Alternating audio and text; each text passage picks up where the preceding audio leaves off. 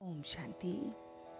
आज 13 जून 2021 को हम सभी इस स्लोगन और वरदान को प्रैक्टिकल रूप में किस तरह से इम्बाइब करना है, कैसे उसे अपना बनाना है और कैसे वो हमारे साथ पूरे दिन अपने हर व्यवहार में रह सकता है।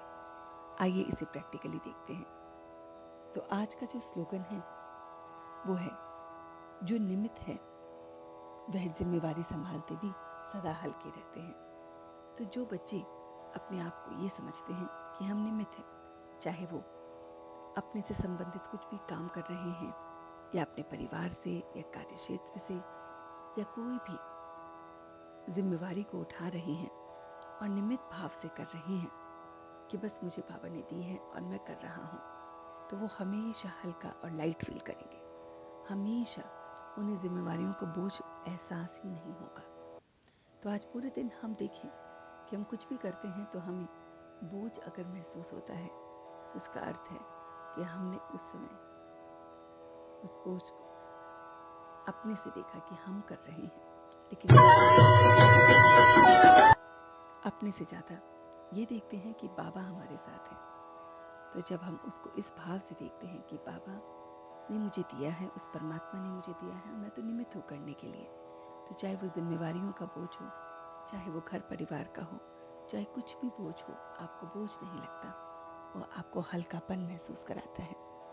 इसी तरह से आज वरदान में बाबा ने बोला है कि स्नेही बनने के गुह्या राज को समझकर सर्व को राजी करने वाले राजयुक्त योग युक्त भव। तो जो बच्चे इस राज को जानते हैं कि बस मुझे एक बाप का ही स्नेही बनना है, तो हम सब अगर उस परमात्मा के एक बाप के स्नेही बन जाते हैं तो फिर सबके प्रति हमें स्नेह आने लगता है।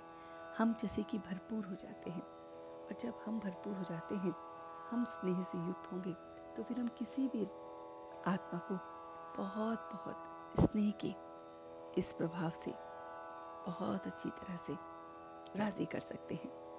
तो जब हम इस राज को जान जाते हैं कि तुम्हें सिर्फ एक ही बाप के साथ स्नेह रखना है, बाकी सब कुछ अपने आप ही राजी हो जाएगा, तो ये राज हमें फिर नाराज नहीं होने देता। तो आज पूरे दिन अगर हम देखें, चेक करें कि हम नाराज क्यों हैं या नाराज क्यों होते हैं, तो इस राज को नहीं जानते कि हम किससे स्नेह करते हैं। और जब हम उससे स्नेह करते हैं तो उसकी रूहानियत को भी महसूस करेंगे, उसके साथ को भी महसूस करेंगे, और ये रूहानियत, ये साथ जो उसके साथ हम महसूस करते हैं, उससे हम हमेशा दूसरी आत्माओं के प्रति बहुत बहुत लाइट अनुभव करते हैं, क्योंकि हमें उनकी तरफ से, उनके कार्य की तरफ से कोई भी जिम्मेवारी का बोझ नहीं रहता। हमें तो सिर्फ उस बाप को याद करना है, उसके साथ स्नेह लगाना है। उसके साथ स्नेह लगाते ही सारे कार्य स्वतः हो जाते हैं और हम फिर दूसरी आत्माओं को भी राजी कर लेते हैं। तो घर परिवार में कितनी सारी अलग अलग बातों पे मतभेद होते हैं, लेकिन अगर आप बाप के स्नेही हो तो बहुत प्यार से आप उन्हें समझा सकते हैं और उनमें परिवर्तन ला सकते हैं। तो इस तरह से आज पूरे दिन हम इस राज को जानेंगे और सच्चे दिल से उसका शुक्रिया अदा करेंगे। ओम शांति, ओम शांति, ओम शांति।